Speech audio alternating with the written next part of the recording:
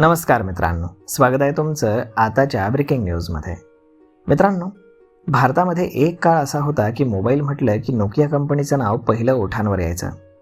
नाही म्हणायला Samsung, Micromax आणि LG असे फोनही चालत होते, परंतु जवळपास अख्खं मार्केट आपलंच या रुबाबात नोकियाची चलती होती.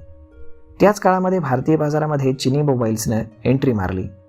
मोठे स्क्रीन, आकर्षक डिझाईन्स, दबंग आवाज आणि खिशाला परवडतील अशा किमती. या फोन्सनं मार्केटमध्ये इतका धुमाकूळ घातला की भारतातनं नोकिया इतिहास जमा झाली. आजही भारताच्या मोबाईल मार्केटमध्ये चिनी मोबाईल कंपन्या आघाडीवरती पाहायला मिळतात. याच इतिहासाची पुनरावृत्ती होण्याची भीती आता निर्माण झाली आहे. फक्त यावेळी मैदानामध्ये इलेक्ट्रिक व्हेकलचं अस्तित्व आहे. स्वस्त चिनी कंपन्यांच्या ई-स्कूटर्स आता बाजारामध्ये TVS, ओला आणि एथरसारख्या भारतीय कंपन्यांची डोकेदुखी ठरत आहेत. भारतामध्ये कमी वेगमर्यादा असलेल्या म्हणजेच 25 किलोमीटर प्रति तास इलेक्ट्रिक स्कूटर्सना सरकारच्या अधिकृत वाहन पोर्टलवरती नोंदणी करण्याची सक्ती नाही आणि याच नियमातील त्रुटीचा फायदा या क्षेत्राला मिळाला आहे. जिथे हाय स्पीड स्कूटरची प्रत्येक विक्री ट्रॅक केली जाते, तिथे हा लो स्पीड विभाग हा सरकारी यंत्रणेच्या नजरेआड उभा राहून मोठा विस्तार करतोय. तर या लो स्पीड स्कूटरच्या विक्रीची आकडेवारी आता थक्क करणारी आहे. 2025 या सेगमेंटमध्ये तब्बल 200% जास्तची वाढ नोंदवली गेली आहे.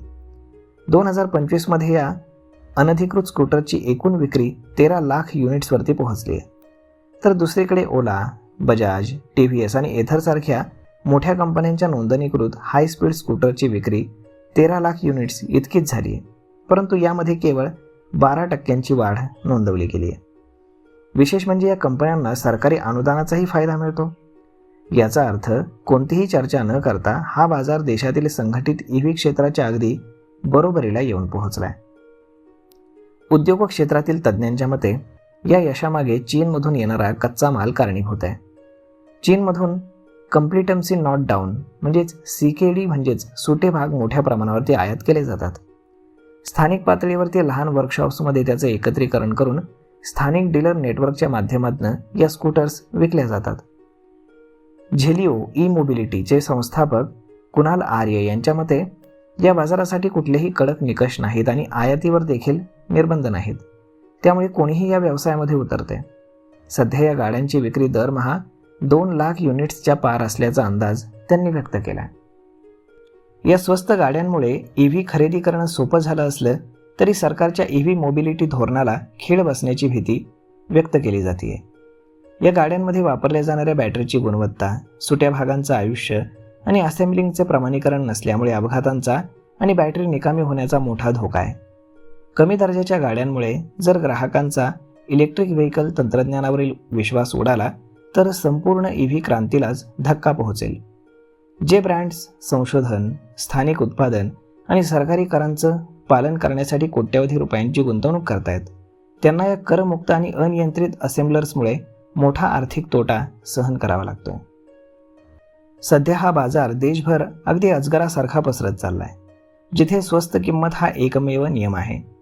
तज्ज्ञांच्या मते भविष्यामध्ये जेव्हा सरकार या गाड्यांसाठी कडक नियम आणि अंमलबजावणी लागू करेल, तेव्हाच हा बाजार सुधारेल किंवा मर्यादित होईल. तोपर्यंत भारताच्या रस्त्यांवरती या छुपेपणानं वाढणाऱ्या चिनी मूळ असलेल्या स्कूटर्सचा सुळसुळाट कायम राहील असं दिसतंय. तर मग मित्रांनो, अशा पद्धतीनं स्वस्त चिनी स्कूटर्स भारतातील इलेक्ट्रिक व्हेकलचं मार्केट खाणार का? बजाज, TVS, एथर या कंपन्यांची डोकेदुखी वाढवणार का? हे येणारा काळच ठरवणार आहे. तर मग मित्रांनो, हा व्हिडिओ, ही माहिती तुम्हाला कशी वाटली हे तुम्ही आम्हाला कमेंट करून नक्कीच सांगा. आणि जर आवडली असेल तर आपल्या जवळच्या मित्रमंडळींसोबत देखील हा व्हिडिओ तुम्ही शेअर करायला विसरू नका. धन्यवाद.